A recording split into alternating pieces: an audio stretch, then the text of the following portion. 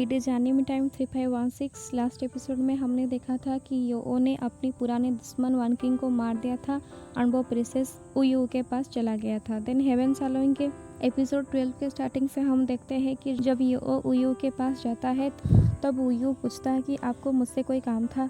जैसे ही योओ अपना मास्क हटा देता है, योओ को देखकर उयू अचक जाता है। उससे यकीन नहीं होता है कि योओ अभी तक जिंदा है और उसके सामने खड़ा है। वो खुशी से योओ को गले लगाता है और कहता है कि मुझे लगा तुम मर चुके हो। योओ कहता है कि मैं लकी था जो मुझे हेवन ने नहीं लिया। उयू कहता है कि मुझे लगता है कि तुम इतने साल बहुत मुश्किल से ज़िंदगी गुजारी होगी। योओ कहता है कि यांसी ने वन किंग को भेजा था मुझे मारने के लिए, बट मास्टर ने मुझे बचा लिया और मेरा अच्छे से ख्याल रखा था।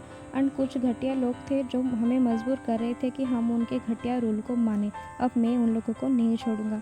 उयू कहती है यांसी एंड उसकी माँ मुझे इस पॉलिटिकल मैरिज के लिए फोर्स कर रहे हैं। मुझे लगता है कि डोंगसन किंगडम के पीछे सिनिस्टर कॉन्स्पिरेसी का हाथ है। तब वहाँ पर यान हुआ चिल्लाते हुए आकर पहुँच जाता है।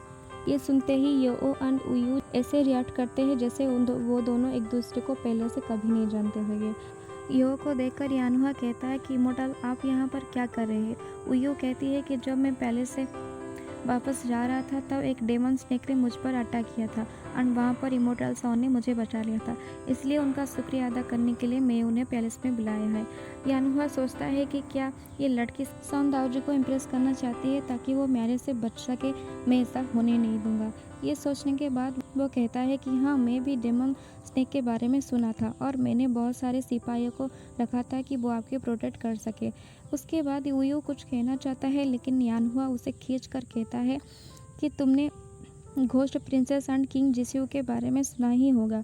Ghost princess energy condensation Realme का मास्टर है, इमोर्टल सॉन को डिफीट कर सकता है। उयू गुस्से से कहता है कि आपका क्या मतलब है। यानहुआ कहता है कि तुम्हें पता है कि मैं क्या कहना चाहती हूँ, मुझे बेवकूफ़ मत बनाओ। याद रखना, इमोर्टल सॉन कभी भी डोंगसन किंगडम को फाइट नहीं कर सकता है। उसके बाद वहाँ से चलने लगता है। तब दावे एक बनाने का छिलका फेंक देता है जिस पर फिसल कर यानहुआ गिर पड़ता है। ये बहुत फनी सीन होता है और गुस्से से वहाँ से चला जाता है। देन उयू योओ से कहता है कि क्या तुम्हें याद है जोंगयू, तुम्हारे जाने के बाद उन्होंने मेरा बहुत साथ दिया है।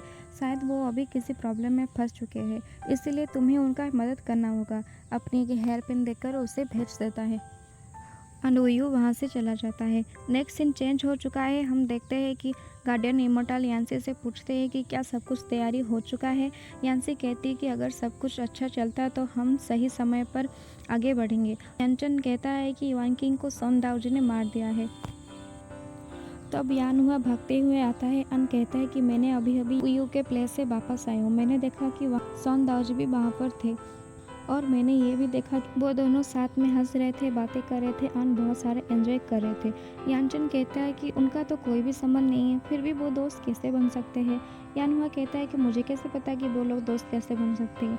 हाँ, लेकिन उयू ने कहा था कि डेमन स्नेक ने उस पर अटैक किया था तो सॉन दाओजी ने उसे बचाया था, इसीलिए उसने उसे बुलाया था।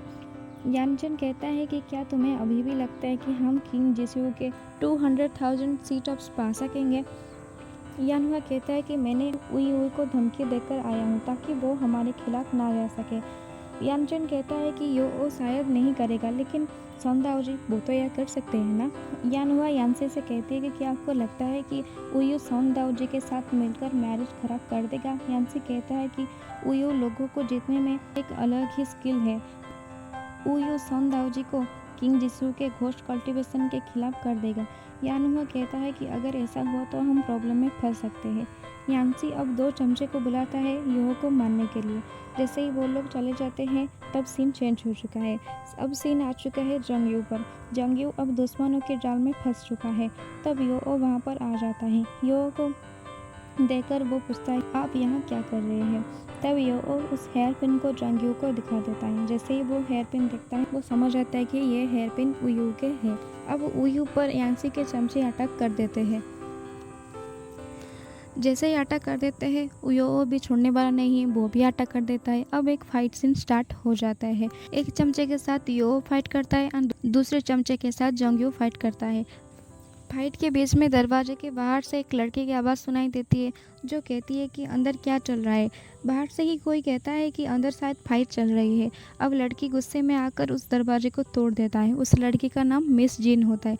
जैसे ही वो दरवाजे को तोड़ देता है वो देखता है कि कमरा बहुत साफ़ सफाई है, तो ये देखकर वो चौंक जाता है।